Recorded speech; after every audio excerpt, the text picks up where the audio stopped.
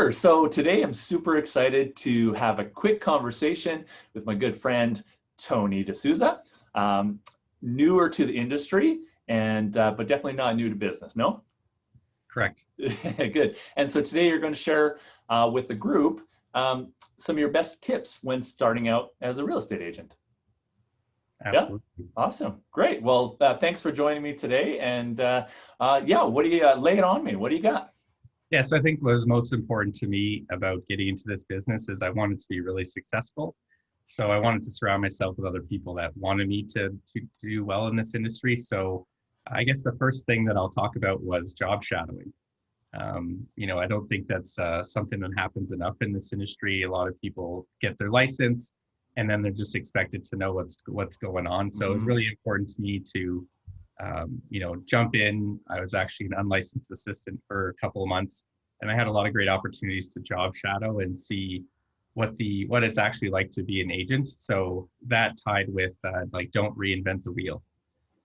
Like this is an industry of great agents, especially locally here at our office as well, that have been doing this really well for a number of years. And you can definitely do this business however you want. There's no really rhyme or reason that says you have to do it this way. But for me, it was important to not have to go in and try and do everything brand new and try to, the trial by fire error method. So, surrounding myself with good people was key, job shadowing and not trying to reinvent the wheel. And then I guess my next tip would be to just talk to people. Like it sounds so simple, but if you need to get your reps in just having conversations about real estate. And the best people to start with are people that actually want to talk to you. So like family and friends. Sure. People in the grocery store, like I wear this REMAX pin everywhere and there's nobody that doesn't know what this pin is for, right? So they see it and they instantly say like, how's the market? And you can just talk to people. Like you're probably never going to see them again unless you're really good at having that chat and then they want to know more.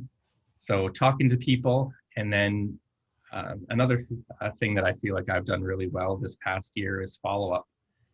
Not everybody's ready when you first talk to them. So if you have to just provide information for them and resources for them and just keep them, set tasks for yourself to follow up and just check in. And I feel like the less you give people, the more they want. So, they're going to want to know what their house is worth, or they're going to want to know like exactly what the market's doing. I just try to keep things light and friendly. And then they'll ask the questions that they want versus me trying to sell something to them. Yeah, I like a lot of agents, I guess, starting out, there is that ego, and to be able to ask for help is tough, I think. And what you were talking about is they're worried about being salesy, right? And it's not salesy, it's persistent, right? And as people say, it's not a no, it's just a not now, right? And so keeping that consistency and just being top of mind when it's time, you're their guy, right? Right. Yeah, great. I would also say a big key to like some of my success this year is just embracing the technology. On this team, we utilize BombBomb a lot. And I definitely remember the first couple of bombs I took was like 20 or 30 takes to spit out 30 seconds worth of information. I didn't even really know what I was talking about.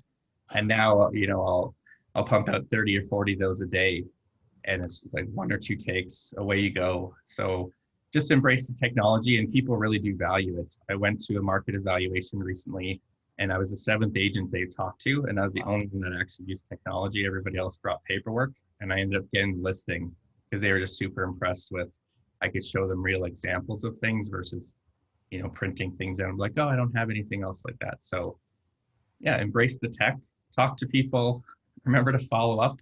And then if you get an opportunity to job shadow, and remember that you don't have to reinvent the wheel. I think those are some of the key points that I could remember about this first year. Yeah, really good. I did want to quickly ask, because being an unlicensed assistant for a short period of time before you started is a little bit less common, right? And so what were some of the things that you were able to do or learn during that time? Yes, I was really fortunate. Things kind of happen for a reason. So, I talked to a lot of great agents, and, most of them said, you got to go here for one reason or another because you look like someone, or like we think you'd be a really great fit with the way that you approach life and approach business. And in that role for 3 months, I got to do things like, follow with Christian on, buyer consultations or showings, and just see how he talks to people walking through houses. I got to walk through homes with Taylor and just see like listing, market evaluations, and see firsthand what those types of experiences are like, especially when it's with people that are familiar with them and complete strangers that they're meeting for the first time, and just get to be a fly on the wall. And that was really invaluable for me getting into this business. So when I did start meeting with my own clients, it was like, this wasn't the first time. Right. I've been there before.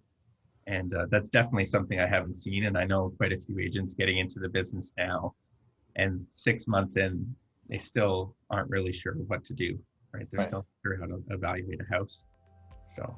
Great. Yeah, great insight. Well, I very much appreciate those helpful tips. And I know other agents thinking about getting into the business, or just starting out, or reinvesting, restarting fresh, could find some great value in this.